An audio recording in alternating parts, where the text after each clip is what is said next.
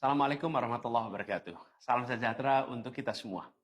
Saudara-saudara sekalian, hari ini KPU telah mengeluarkan pengumuman resmi yang hasilnya dalam versi KPU telah kita dengar bersama.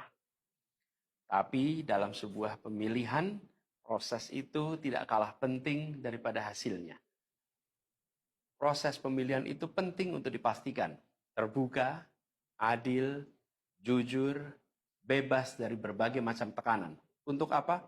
Untuk menjamin bahwa semua suara yang memenuhi syarat akan didengar dan akan dihormati. Proses pemilihan ini penting untuk dijaga agar memastikan legitimasi, kepercayaan, dan inklusivitas dalam hasilnya.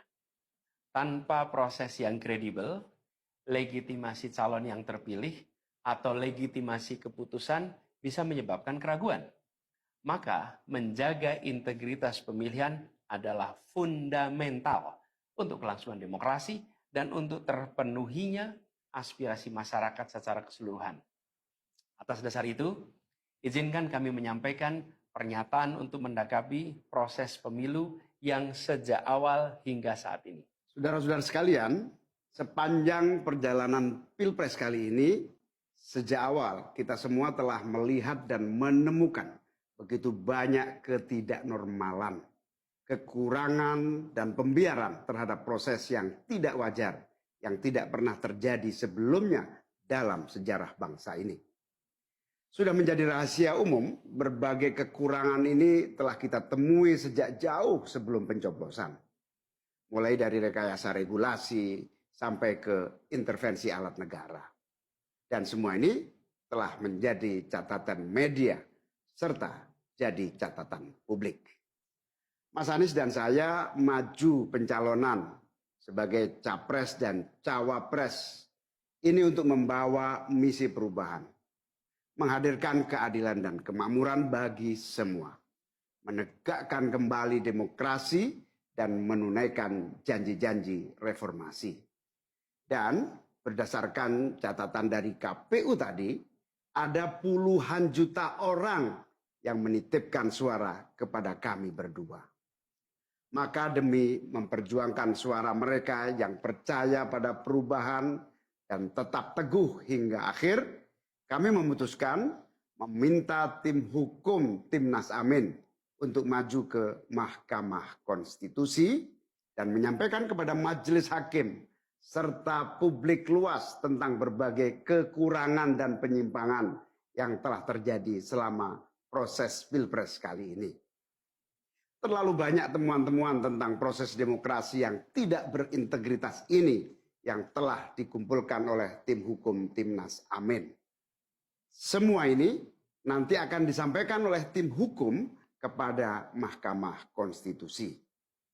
Kami mempercayakan sepenuhnya proses ini kepada tim hukum yang dipimpin oleh Saudara Ari Yusuf Amir.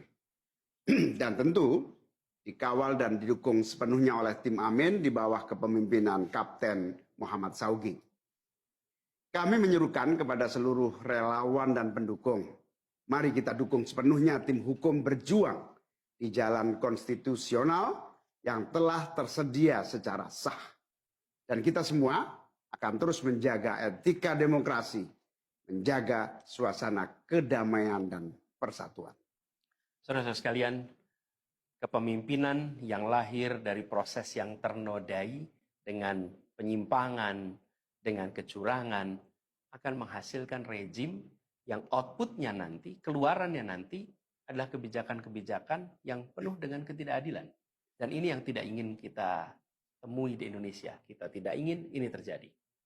Dalam prinsip negara demokrasi modern, ketika melihat ketidaknormalan, ketika melihat penyimpangan demokrasi, maka langkah yang dilakukan bukanlah marah-marah lalu melakukan agitasi kepada publik.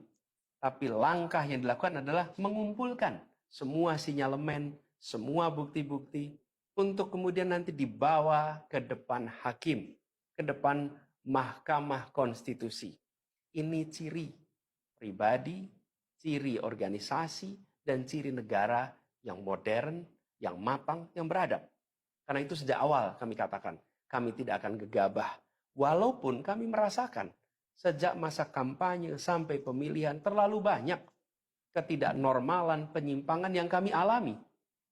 Tapi kami memilih untuk mengumpulkan itu semua secara hati-hati, melakukan validasi, memastikan akurat. Kenapa? Karena kita ingin negeri ini, negara tercinta kita ini terus maju makin matang dalam berdemokrasi, makin matang dalam bernegara. Dan ini kita kerjakan dengan keseriusan. Kita tidak ingin proses demokrasi yang terjadi membuat kita mundur mendekati masa prareformasi. Karena itulah kita menjaga semua proses ini secara baik, secara tertib. Walaupun itu semua kita lakukan, akan ada saja yang berusaha merendahkan usaha konstitusional ini. Ada saja yang nanti akan mendegradasi usaha konstitusional ini. Seakan ini adalah sikap penyangkalan dan tidak menerima kekalahan. Izinkan kami tegaskan di sini. Kami tidak ingin membiarkan penyimpangan atas demokrasi itu berlalu tak ditantang. Kami tidak ingin penyimpangan itu berlalu tanpa catatan. Kami tidak ingin ini menjadi presiden yang buruk bagi generasi-generasi yang akan datang. Biarlah cukup berhenti sampai di sini. Jangan ada pembiaran.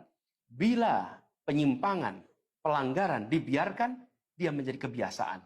Bila kebiasaan dibiarkan, dia menjadi budaya. Kita tidak ingin budaya demokrasi kita penuh dengan ketidaknormalan.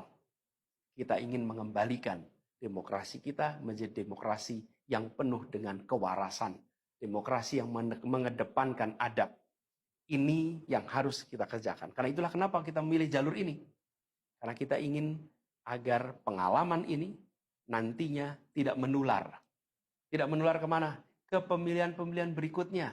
Baik pilpres, nanti akan ada ratusan pilkada, akan ada pileg tingkat 1, tingkat 2, yang tidak boleh mengalami yang pernah kita saksikan sama-sama.